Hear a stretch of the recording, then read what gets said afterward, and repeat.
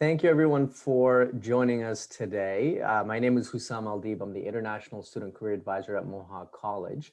And today we have immigration lawyer Elizabeth Long and Zia Sumar from Long Mingalji from Toronto. And today they're going to talk about the sort of journey that you might be taking as an international student to permanent residency and other topics as well. So I will leave it for Elizabeth and Zia. And if you have any questions, feel free to send it to chat and we'll go from there. Elizabeth? Wonderful. Thank you so much, Hussam. It's wonderful to be here with you all today. So today, what we're going to be talking about, we're going to do two parts.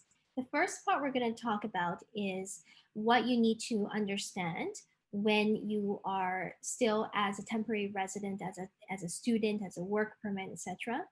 And then we're going to talk about how to get PR. Okay, so first of all, I want to go through some important concepts that you guys need to know before you get PR. The first thing I want to talk about is implied status. This is very important in terms of maintaining your status as a temporary resident. If you have a study permit, if you have a work permit, if you're a visitor. So if you have a study permit, let's say I have a study permit and my study permit ends December 31st, okay? Now I want to stay in Canada longer than that. I want to continue to study in Canada longer than that. As long as I have submitted my study permit, let's say I do it online, right? I press the button and it's submitted online. As long as it's submitted before my status ends, okay? The website says 30 days. That's a recommendation. That's not the law. The law is as long as you send it out before my study permit ends. So let's say I submit it December 30th. Then it might take a while for my study permit to be processed. Maybe I get a decision by March 1st. I have, however, implied status and I can continue to study in Canada. I can continue on my student status in Canada until a decision is made on my study permit extension. Okay, that's called implied status. Now you only get implied status if you submit it properly, if you pay the right fees, if you submit the right forms, and if you click on that button there, okay, and it goes through, okay? Now, what happens if I totally forgot? If I totally forgot to submit my extension of my study permit, right? I'm doing my exams and in December, and then afterwards is a break and I'm going to celebrate Christmas and New Year's. Let's say on New Year's Day, I wake up and I look at my study permit and oh shoot, it already expired. What can I do then?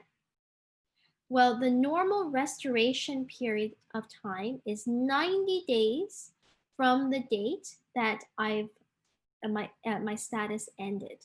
Okay. Now I can apply to restore my status. I have to pay an extra restoration fee, but I can apply to restore my status as long as I apply within 90 days. There's a special timeline this year. If I lost my status after November 30th, the government is actually giving me until the end of this year to apply, but that's special for COVID. Normally it's 90 days. Now, the difference between having implied status, having applied, let's say on December 31st, the day before, and January 1st, is while I am waiting for a decision to be made, I cannot study if I am on restoration because I have no status at that point. Okay, if I had made it just a few hours earlier, if I had submitted my extension just a few hours early before my status ended on December 31st, I could continue on my student status. But if I didn't, then I have to wait until the new study permit is issued. I can stay in the country to wait, but I have to wait until the new study permit is issued before I can study. So that could mean that I lose an entire semester. Okay, so the first thing you want to do is you want to go to your study permit and make sure that expiry date is really, really marked several times on your calendar. Now, the second concept I want to talk to you guys about is working in a high skilled versus a low skilled position. In Canada, all occupations are classified under the immigration system into 5 different categories, and they're called the National Occupation Classification Codes, the NOC codes. Okay, so they're in 5 different categories. O, A, and B are high skilled, and C and D are low skilled. Okay, why am I telling you this right now? This becomes very, very important when we are looking at permanent residence, because you'll see that most permanent residence um, occupations that they allow for you to uh, apply for permanent residence is high skilled. A lot of people make the mistake that they have to find a job that is related to their field of study. No, you don't have to do that. But you may have to find a job that is high skilled. Okay. So what's high skilled? What's low skilled? Let's play a little game. I'm going to say occupation. You tell me, well, you can't tell me, but you think about it and whether or not you know it's high skilled or low skilled. Let's take a office situation. A receptionist, that's low skilled. A secretary, that's high skilled. Data entry clerk, that's low skilled. A bookkeeper, high skilled. Accounting clerk, low skilled. Okay, so as you can probably see, I'd say most of the time when I do this game with people, I would say most people get 1 or 2 wrong.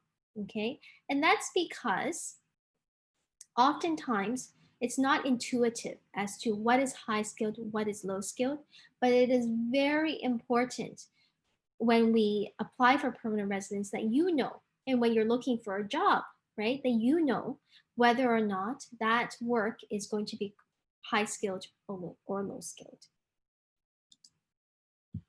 Okay, I want to talk about some of the special rules that are out with regard to the pandemic. I've received some emails from some people asking me about this, and it is quite confusing. So I just want to go through some of these rules. Now, I've been doing this program with different organizations and schools throughout this year. And I have to say, these slides that I present, especially with regard to the pandemic, change all the time, and the rules are changing very, very fast. Okay, I'm going to tell you what is the case right now, but you do need to continue on keeping up with the law, because there very well could be changes next week, tomorrow, next month. Okay, so first of all, right now, okay, for this semester and next semester, if you already applied for your study permit, then you can study if you're outside of Canada. Okay, and if you have a AIP, the approval in principle, you can also study as well. Okay, now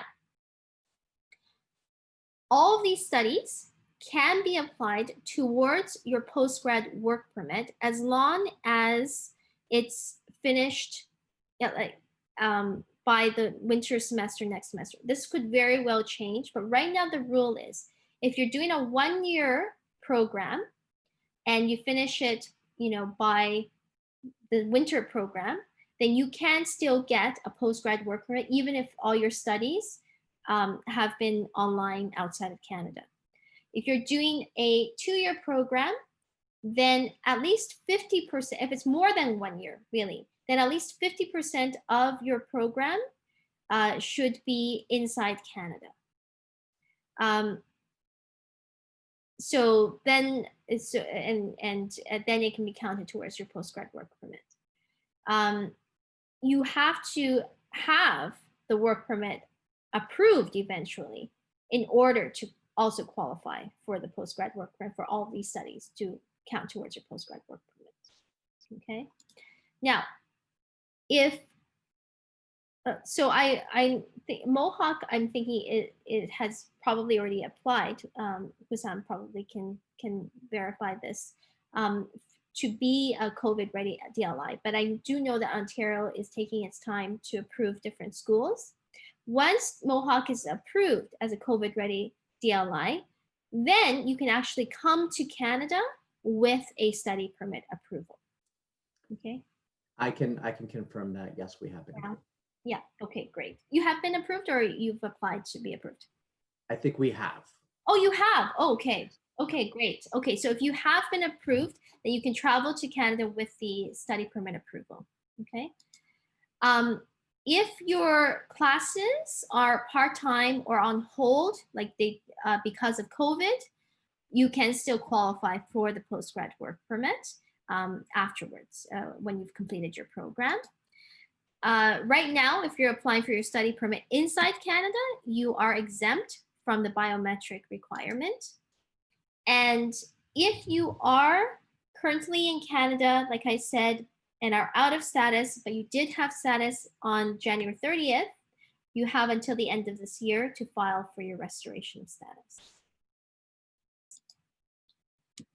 So let's talk about study permits and what your obligations are with the study permit. First of all, if you are in Canada, you have to actively pursue your studies.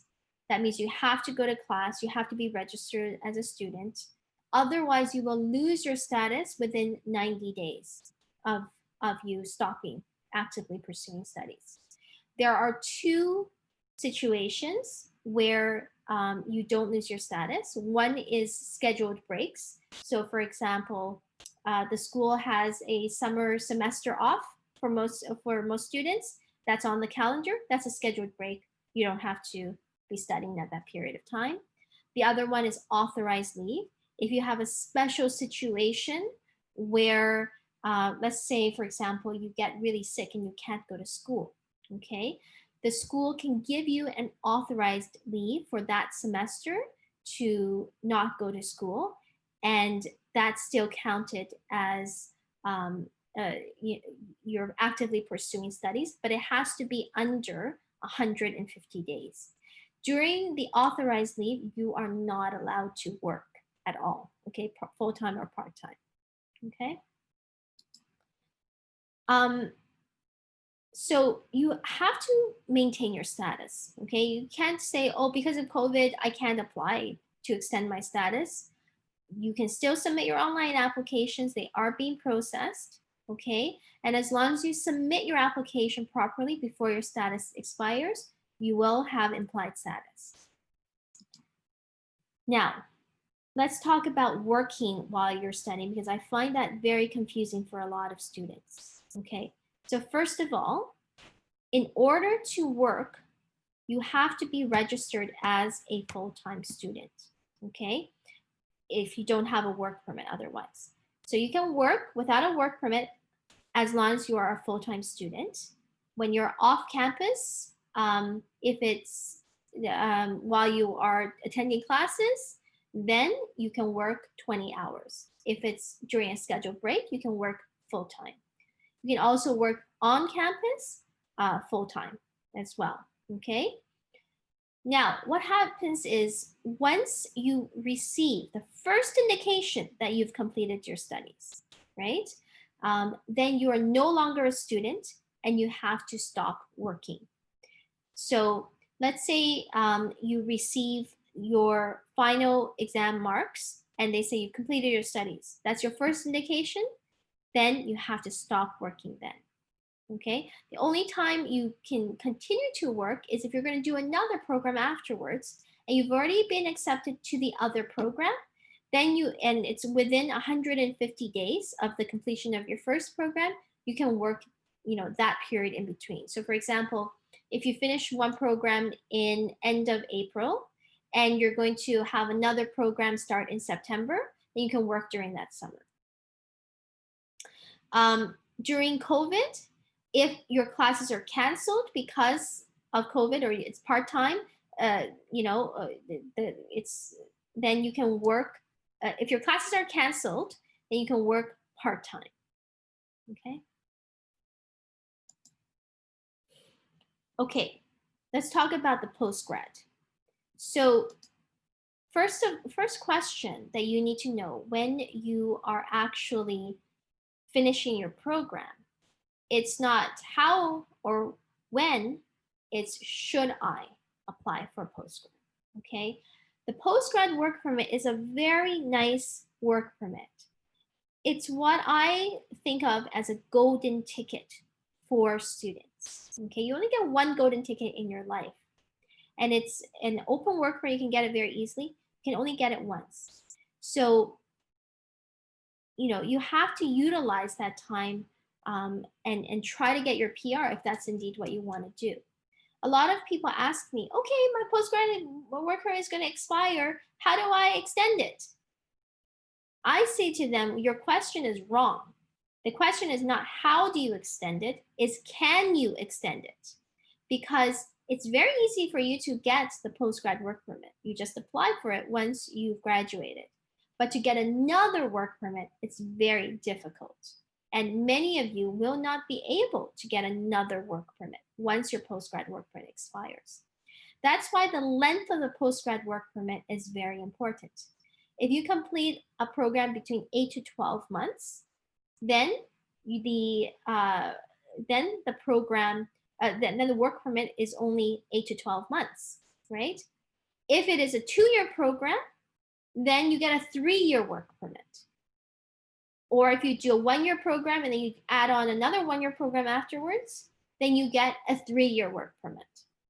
So that whole total length of the work permit is very, very important because as you'll see, when we talk about permanent residence, your work experience in Canada may be very important for you to be eligible for permanent residence. And especially now during COVID times, a 1-year work permit, you need a 1-year work experience in Canada. If you can't find job right away, then you may not be able to get your 1 year of high skilled work experience in Canada that you need in order to get permanent residence. So once you've decided, okay, I'm going to apply for the postgrad work permit, then you need to think about, okay, do I actually qualify for it? Or maybe before you think about, I'm going to apply for you probably should, while you're studying, make sure that you qualify for the postgrad work permit. Okay, the first thing that you have to think about is you have to have maintained full-time student status at school in every semester. Okay, the only difference is there's an authorized leave that we talk about, special permission by the school to give you authorized leave. And the final semester, if you have 1 or 2 courses left, the immigration, they recognize that, okay, you can have the final semester just with a part-time. Okay, but every other time it should be full-time. Okay, except for canceled classes during COVID, I think they're going to give a lot of leeway for that. So if your classes are canceled because of COVID, make sure you have the record to say that it was canceled during COVID, and you may be able to still qualify for the postgrad work permit. I have a lot of people who sometimes they say to me, you know what, Elizabeth, this semester, my life is not going well.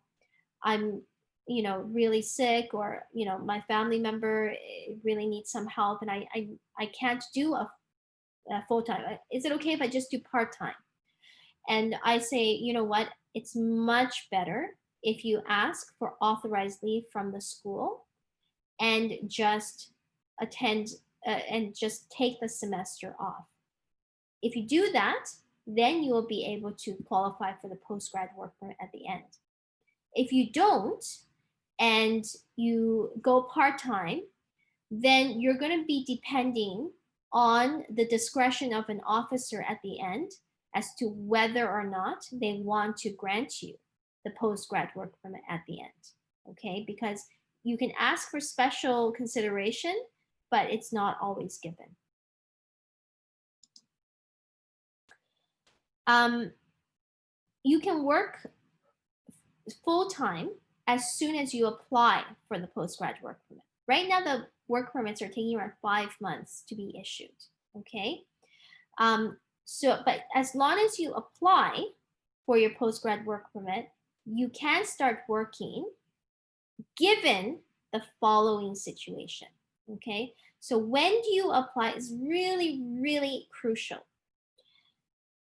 The timelines for the postgrad work permits are set, okay? There is no exceptions to the timelines, but they can be kind of confusing. If you go on the website, the IRCC website would say you have 180 days to apply for your postgrad work permit. But if you take that timeline, let's say you apply 170 days, and all you do is apply for your postgrad work permit, your application would likely be rejected, okay? And that's because there are other conditions to applying for your postgrad work permit. The other condition is that you still have a valid study permit at the time. Now, your student status expires when your study permit expires and if you have stopped studying for 90 days, okay? So my advice to you is to apply for the postgrad work permit. Keep this rule in your head. The earliest of 90 days from the completion of your program or when your study permit expires, whichever comes first, okay? If you do that, then you can start working while you're waiting for your postgrad work permit to be issued. The last thing I want to talk about is some of you may have heard from your friends that they used to go and apply for the postgrad work permit at the border, okay? During COVID times, they are not allowing people to flagpole, which is drive to the border, tell the US official, hey, I don't really want to enter the US. I just want to make a turnaround and come back and get my work permit at the Canadian Immigration Office. Normal times, you can do that. During COVID times, you cannot do that. So you have to apply online, okay? And so keep in mind, again, when do you need to apply? If you apply during this period of time, within 90 days, and when your study permit is still valid, okay, then you can start working while waiting for the study permit, for the postgrad work permit. Otherwise, if you apply afterwards, you can apply for restoration, but you would not be able to work while you're waiting for your postgrad work permit. All right. Let's talk about express entry. We're going to talk about express entry as one of the forms for permanent residence, and we're going to talk about a few other ways to get permanent residence as well. But most of you probably already heard about express entry, and here's how express entry works. You have to create an online profile. You can create an online profile if you qualify under one of 3 categories: Federal Skilled Worker Class, Canadian Experience Class, and Federal Skilled Trades. Once you have an online profile, you can enter the express entry pool. And when you enter express entry pool, you have not applied yet for express entry. Okay, this does not equal an application. You just created a profile, and you will have a series of points based on your background and whether or not you have provincial nomination. And every 2 weeks or so, the government announces a draw where they announce a number, and sometimes they announce a category as well. And if your CRS score is above that number and you're in the right category, then you will receive an invitation to apply. And it's only with the invitation to apply can you actually submit your application. So, how do you first get into the pool? The first category I want to talk to you guys about is the skilled worker class. This program allows people to enter into the pool even if they have never been to Canada. And some of you may very well already qualify. The work experience to get into this is 1 year of high-skilled full-time work experience in one occupation, okay, that is continuous.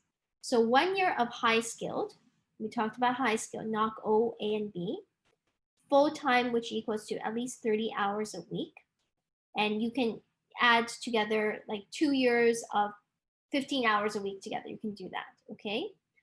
1 year full-time high-skilled working experience in one occupation during that whole 1 year, and it has to be continuous, so there are no breaks in between, okay? Now, notice what I didn't say about this work experience. I didn't say that it has to be in Canada. I didn't say that it has to be when you're not a student. And I didn't say that it has to be, that you have to be employed. You can be self-employed. It can be experience gained while you are a student working at school. And it doesn't even have to be in Canada, okay? This is just to get into the pool. It's not to get out. You also need to have a minimum financial savings as well. So for one person, it's around 13,000 Canadian. If you're adding family, then you add a few thousand for each family member. And then we look at the rest of your skills, your language, education, etc. Okay. I find for the most part, students who meet the work experience will normally be able to qualify to get into the pool under this category. The second category that I want to tell you about is the Canadian experience class. And so the work experience under this one is very different from the work experience under the federal skilled worker class. The work experience for the Canadian experience class is 1 out of 3 years at the time of application of high skilled work experience, full-time, at least 1,560 hours in Canada when you are not a full-time student and you have to be employed. So 1 year, so I didn't say that it has to be continuous. It can be not continuous. It can be in different occupations, but it has to be when you are not a full-time student. So when you finish your studies, right, and you've applied for your post-grad work permit, that's when this work experience will count for you. For your spouse, if they have a open work permit, they can gain that work experience at any time if they're not a full-time student, okay? You have to be employed though. You have to be an employee. So in Canada, being an employee means on your paycheck, you're going to have deductions like income tax deductions, like CPP, EI, etc. Okay, we're going to need that T4 at the end. Okay, so that kind of work experience that's employed, high skilled, 1 year of work experience. Okay, and yes, we're going to need language exams as well, but I find for the language points for you to get in, it's not as important as how high they have to be in order to get out. And we'll talk about that afterwards. But this work experience that I'm describing right now, it will also give you points for express entry afterwards for your CRS express entry points as well. Skilled trades is something that I find most students don't usually qualify for, because you either need to get provincial certification for the trades in construction or Red Seal for chef, or you need a like LMIA. And so a post-grad work permit would not work necessarily for that if you don't have an LMIA. Okay. All right. So I have 4 examples of people who might be in the pool, and these are their CRS scores. Okay. Now, normally in the past while, the draw has been in the 470s. And so if the last draw was 470, let's say 471, then who's going to get out? Troop T is going to get the invitation to apply. Now, during COVID time, during March to June, the government for a while only invited people who qualified under the Canadian Experience class. Okay, and so, for example, Troop T, if she didn't qualify for the Canadian Experience class, she wouldn't have been invited to apply. And in fact, because they were only selecting people for under the Canadian Experience class for a while, the points started dropping. And at one point, I think it dropped to 431. And so if Jean qualified under the Canadian Experience class, then she would have received an invitation to apply. Okay, so it matters as to how you get into the pool and what your score is as well. Okay, so let's talk about how do you get your score for express entry. The first one is age. Age, once you get to your 30th birthday, it's no longer going to be a happy birthday, because every year you age is going to go down 5 or 6 points. By the time you get to your 40s, it's minus 10, 11 points, okay? And so then by the time you get to your 45th birthday, the good news is it doesn't go down anymore. The bad news is you get to 0 at that point. So compared to someone in their 20s who's 110, 100 points, compared to that, you're losing out a lot with age. Not a lot you can do about age except apply when you are younger. Education is important. Normally, you see a huge jump in the points if you have at least 2 degrees, and one of those degrees is a 3-year degree. So if you have a bachelor's back home in your home country, and then you get another degree in Canada, that really will allow you to jump. With regards to your language points, language here is very, very important. If you don't have any Canadian work experience yet, and you want to get through the system, normally we need you to have at least 2 degrees, and your age has to be in the early 30s or 20s, and the language has to be at least 7s in reading, writing, and speaking, and an 8 in listening in your IELTS, or the CELPIP is a 9. If you have the Canadian work experience, the same as the kind I described in the Canadian experience class, except this one it can be in the last 10 years, then you get a lot more points, and your language points can be a little bit lower. Foreign work experience that's high skilled as well can be counted towards some points. There's a different level between 1 year, and it jumps again to the 3-year total work experience. Spouses, education, language, and Canadian work experience can contribute, but otherwise, if those points are low, then sometimes a single person can get more points than a married person as well. A provincial nominee program is, these are programs that are express entry linked. It's not all provincial nominee programs that will give you 600 points. I'm going to talk about the one for Ontario shortly, okay? Previous study in Canada will give you some points. You get 15 points if you did a 1 or 2 year program at Mohawk.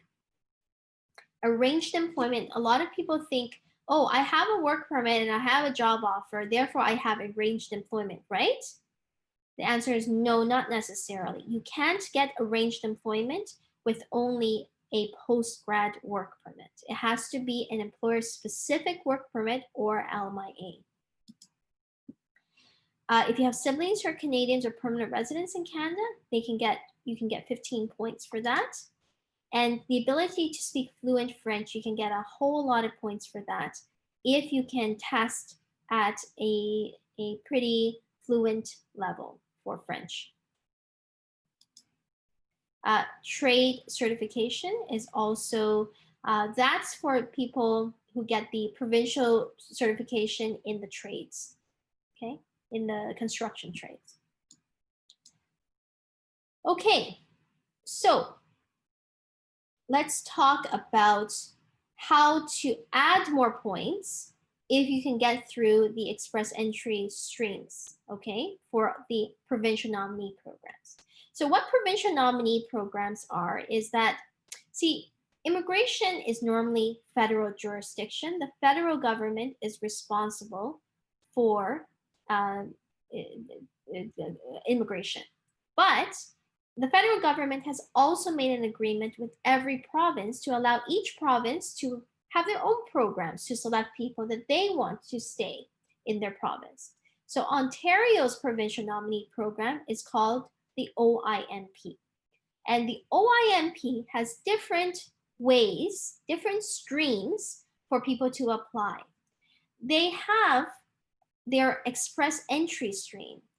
And so basically, how this works is first you have to be in the pool, and they have to see you in the pool, and they have to like you to give you an expression of interest. Okay? It's kind of like, you know, the dating website Bumble. From what I hear, the guys can't contact the women, right? It's the women who have to contact the guys and say, hey, you know, I like you. You can now, before the guys can just then talk with the women. Same thing with this situation. You can't apply directly with the Ontario government. You have to be in the pool. The Ontario government has to like you to send you an expression of interest. Okay, so who does the Ontario government like? So the first one is called the human capital stream. The human capital stream has two different parts to it. One is they have said, we like people who are in the tech occupations. They have a list of tech occupations.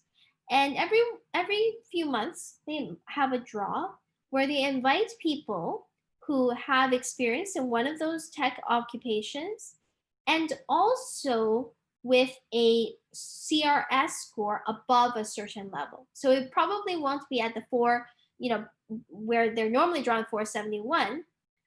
Probably, let's say, I think the last ones it has been in the 460s.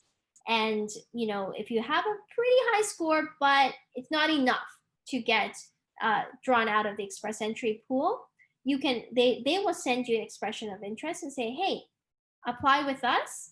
You apply with them, you get 600 points, and then you can add that to your express entry points, and you will get your invitation to apply.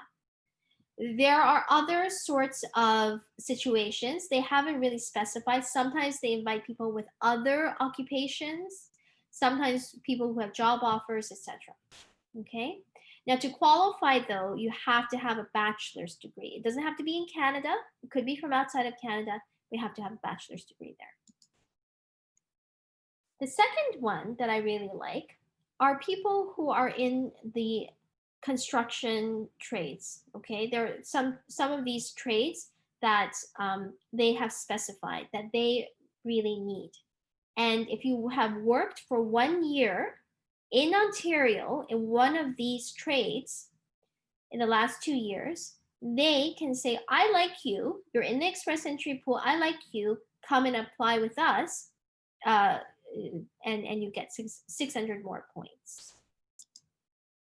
The third category is the French-speaking one. So again, you have to score a certain level in French, and also, you know, the 6 in English. So a median level in English, a high level in French, and you also need a bachelor's degree to qualify for this. And you're in the pool, they may invite you to apply with them as well. Okay. All right. Oops, sorry about that. Okay, now let's talk about something other than express entry. Okay, I'm going to talk about some of the other categories. This one is the OINP employer-based category. So this is a category where it's nothing to do with express entry. It's another provincial nominee program. And this one is called employer-based because it's requiring you to have an employer in Ontario, okay? The employer requirements are, if you are inside the GTA, you have to have a gross income of $1 million. The employer has 5 full-time Canadian or permanent resident employees in the location where you're working, and it has to have been in business for 3 years. If it's outside of GTA, so Hamilton is outside of the GTA, okay? The gross income is $500,000. The employer has to have 3 full-time Canadian or permanent resident employees in the location where you're working and has been in business for 3 years. And the job offer has to be full-time and permanent. Okay, so this is the basic requirement. Now, after that, there are 3 different categories. The first one is called the international student category. The job offer for this one has to be high skilled, and the salary just needs to meet entry level wage, which for most of you shouldn't be a problem. Okay, to apply, you have to apply within 2 years of graduation, and you have to have graduated either from a 2-year program or a 1-year post-grad program. So that's it. Okay, I never said anything about age. I never said anything about language or anything like that. Okay, now this program has been extremely popular because a lot of people can qualify for this. And as a result, in the last 2 years or so, it's been open and closed in a matter of a few minutes. And when it's open, it's like buying tickets on Ticketmaster. You have to have really fast internet to even have a chance to get in. So next year, what's going to happen is the government has said that they're going to put in a kind of like express entry system where people who qualify, you're going to get a series of points, and then people who have the most points will be invited to apply. Okay. What that criteria is, we're not sure. So Zia is on the committee with the Ontario Bar Association to meet with the OINP program officers, and we, as part of the OBA, we've put in our submissions on what we think that criteria should be. We don't know if they're going to listen to us or not, but we'll let you know. So we're going to sign you up to our newsletter. Okay, you can unsubscribe if you think it's not useful to you, but for the most part, people like it because we're going to give you news on new programs like that. We're going to be sending out information. Okay. The second one is the skilled worker. So this is one where you haven't graduated within 2 years of applying. So people who've graduated 3 years before and they couldn't get into this program, they can into the first international student program, they might want to try the skilled worker. The only thing with this is you have to have 2 years of work experience in the last 5 years in the occupation, and your salary has to meet median level wage as well. The last one is something that I also really like, and that one is currently open. The first 2 are not open.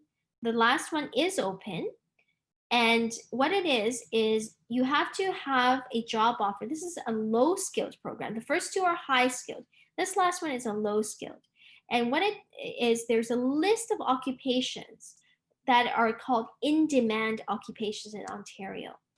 And if you have 9 months of work experience in one of those occupations and your employer satisfies this criteria and your salary meets median wage, then you can also apply for that. Like I said, a new EOI system next year will likely be in place for these categories. I just want to quickly go over the startup visa as well. For those people who are very entrepreneurial, there is a a category for people who want to start their own business in Canada. And it works like this. So you can have up to 5 people apply together as founders of the company. Each person has to own at least 10% of the business. And together, all of the applicants and the designated organization have to own majority shares. You have to pass the English or French level of 5, and every person has to have an active management role if they are applying. Okay, so you're all good. It's not a passive investment. You have to actively manage the business. And the key part of this is your business. Normally, we're looking at innovative businesses has to receive a letter of support from one of 3 designated organizations. So these organizations are on the list. It's either an incubator who accepts you into the program, an angel investor group who's going to invest $75,000 into your company, or a venture capital group who's going to invest $200,000 into your company. Okay, so if you're interested, if you're an entrepreneur, you have a company that is innovative that you want to do let me know and we can talk about this. The last one I want to talk to you guys about is the Caregiver program.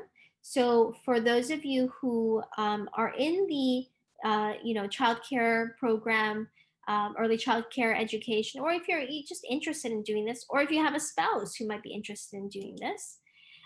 So basically, if you have 2 years of full-time work experience in Canada, taking care of a child or the elderly or a disabled person in their home. So it can't be in a daycare, for example. It has to be in their home, okay? And you're all going to have this, right, when you graduate. And you just need to meet the CLB benchmark of 5, which shouldn't be a problem with you, okay? Then you qualify, okay? So this is another nice program for people who want to do this work as well. All right, let's talk about next steps. I've talked a lot, right? And a lot of people, you're probably feeling a little bit overwhelmed, or you're thinking, okay, what do I do now? The first thing is, like most things in life, you have to have a plan, okay? When you have a plan, don't go with, oh, this is what my friend did, or go online and, oh, this is what other people are doing.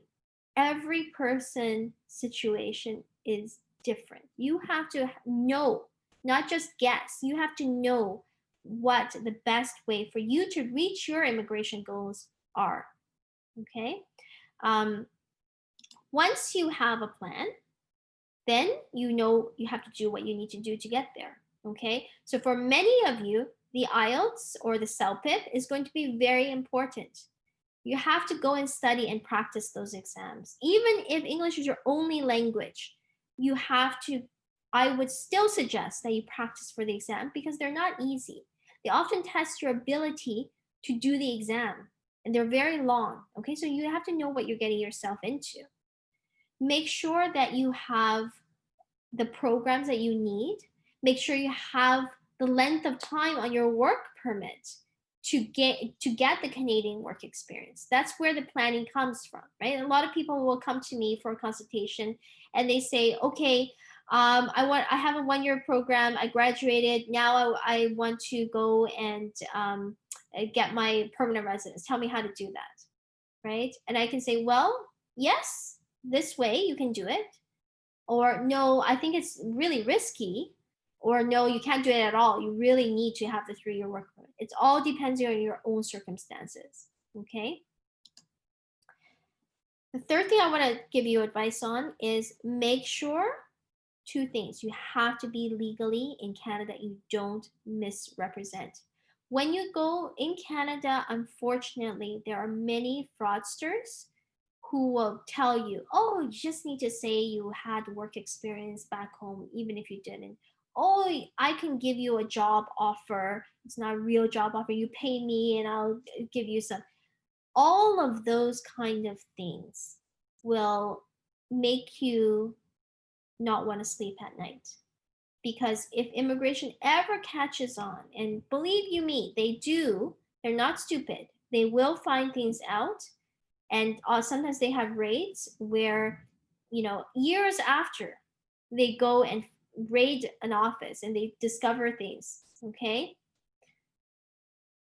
Even if you get your citizenship, okay, you can always lose it if they have found that you have misrepresented your situation. It's not worth it. You guys are probably in the best situation to get your permanent residence legally. So make sure you do number 1 and number 2, and don't do number 3. Or do number 3. Don't stay in sentence and don't misrepresent. Okay? The last thing I want to tell you is, if your application is rejected, you have to contact a lawyer right away, okay?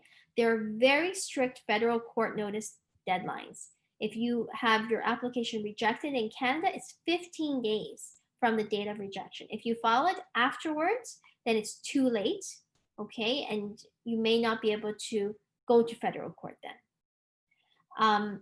The other thing is, a lot of people, we're also used to calling call centers.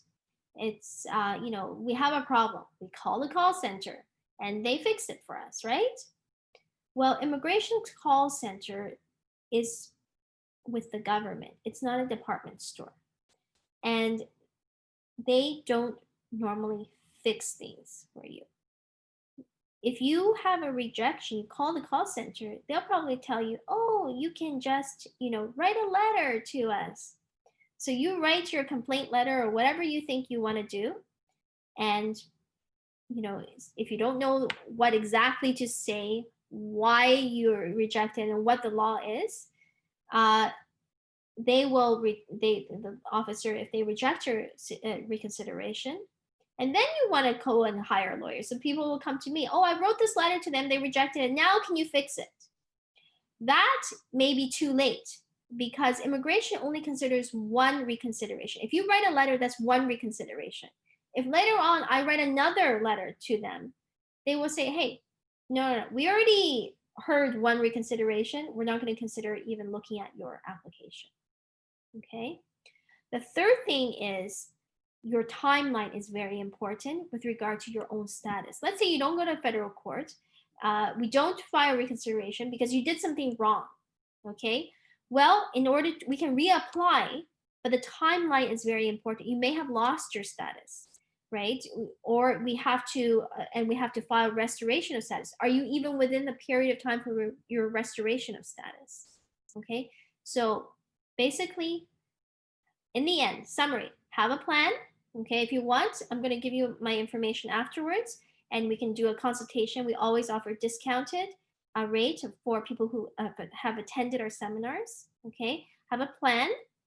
Next, you know your plan, do what you need to do that. Make sure you stay and follow the law, don't misrepresent, stay in status, and if you ever get rejected, you have to act on it right away. Okay, so here's my information, and me, Zia, or other lawyers at our firm will be happy to give you a consultation. We have a COVID update page, which we try to update as well, and you can check that out. All right, Zia, we have some questions. Yes, we've gotten some great questions. So to start, Elizabeth, can you please go over when someone can work on their study permit, when they need to stop working, and when they can resume working again? Okay, so let's talk about when you're doing your final exams for your program. When you do your final exams, you're a full-time student, you can work part-time. When you finish your studies, then, and you get the first indication, I don't care if it's an email, I don't care if it's like something on your portal, a letter, transcripts, whatever it is, your first indication that you completed your program, at that point, you are no longer a full-time student. As a result, you have to stop working. No full-time, no part-time, nothing, okay? You can start working again if you apply for your post-grad work permit, and it's within 90 days or when your study permit expires, whichever comes first. If you do that, you can start working full-time. And then, of course, hopefully you'll get your post-grad work permit and you can continue to work full-time afterwards. Okay, great. You mentioned that all of, like, I guess the big changing point is when you receive written confirmation that you've completed your program. Does this include, like, I understand that that would include a letter from the school or an email, but what about grades? If my final grades are posted, does that trigger that as well? Yes, absolutely. If your final grades are issued and it shows that you've completed the program, then that's your indication. You can use those grades to apply for your postgrad work permit, right? So if you need to work right away, then apply for your postgrad work permit right away. You don't have to wait to apply for your postgrad work permit, but you do need to stop working. Don't work illegally. Perfect. Right now with COVID, we've obviously seen a lot of vaccine outside of Canada closed, and so they're not accepting biometrics, and so there's been a large delay in terms of processing study permit applications. For individuals who either might have the AIP or applied after September 15th, and so don't qualify for that AIP, what are they supposed to do? Are they allowed to start studying if their program is starting in January, but they haven't received their final decision yet? So it's interesting. In the last semester, you can start studying, and I believe I have to double check, but I believe if you applied before the January start date for the new semester, that you can still study if you're outside of Canada. If you're inside Canada, if you filed the extension, you had a study permit before you filed the extension, you can start studying. But it's not clear that you can actually start studying if you are inside Canada and you've just applied for the study permit or not. Okay, but if you're outside of Canada, you can start studying, and that kind of those studies should apply towards your postgrad work permit. Perfect. If I have a work permit or co-op work permit, and one of the conditions on there says I can't work in childcare, for example, can I still use that study permit, work permit, co-op work permit to work as an early childhood educator, for example, so with young children? So if it says you can't work with childcare, you do have to get it changed. What that usually indicates is you have not done your medicals, and that's why you are restricted. In order to get it off, it's very simple. Go and do your medicals and then apply to change your work permit. Perfect. Going back to the postgrad work permit, for programs that are fast tracked, right? So let's say it's a 16-month program, would that still be eligible for the 3-year work permit? So for programs that are fast tracked, so if they are accelerated programs, and they are normally it's a 2-year program, but it is an accelerated program and you do it, let's say, in a year and a half, then that should still qualify you for the normal length of the program, which is 2 years, and you get a 3-year work permit. So basically the length is based on the regular length of the program, not on the amount of time it takes you to complete it if you fast track it. Yes, you Perfect. should have the school state that you did do the accelerated program on the letter and how long the normal program normally is. Okay. And does that change if I need to defer a semester? Let's say because of COVID, classes aren't being offered and I need to defer a semester. How does that impact the postgrad eligibility? So the IRCC has stated on their website that if your classes are canceled because of COVID, that you can still qualify for the postgrad work permit. And I would say if your classes are canceled, in terms of working, what they are saying is similar to you still being a full-time student, so you can work part-time during the time that your classes are canceled, and then during the scheduled break, you can work full-time. Perfect. And then with the postgrad work permit, let's say I'm the student, I'm here in Canada, I finished my program, but my spouse and children are back home, and I want them to now come join me.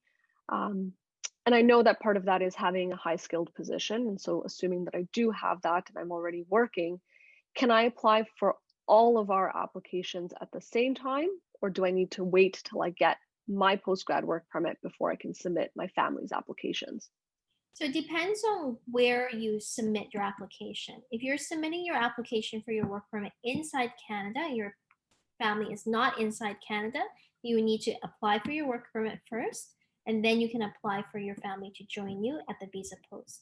If you are going to apply for your postgrad work permit at a visa post, then you can apply for your entire family together. Perfect. And with the postgrad work permit, you said that I need to have a study permit at the time I apply for the postgrad work permit, correct? That's right. So what if my study permit is expiring before my grades are released or before I receive any written confirmation? What you should do is you should apply to extend your study permit. And if you extend your study permit, then you have, so in order to apply, in order to work while you are waiting for your postgrad work permit, you need to have a valid study permit at that time. So it's not clear that implied status is enough for you to work. You can still apply for the postgrad, but you may have to wait until the postgrad is issued in order to work legally. So what I would say is, if you already know that your study permit is going to expire, right? Let's say in April, right? And you don't get your grades until afterwards it expires, go and apply for an extension of your study permit right now. And normally what the officer will do is they will issue the study permit valid for 90 days after you finish your program.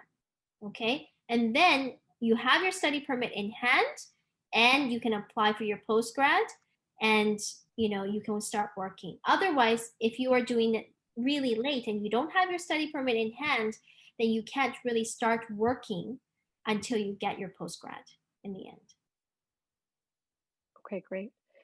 Turning to express entry and permanent residence, um, I know you mentioned that there are points for education. Is that only education in Canada, or can my previous education also get me points? Your previous education can certainly get you points.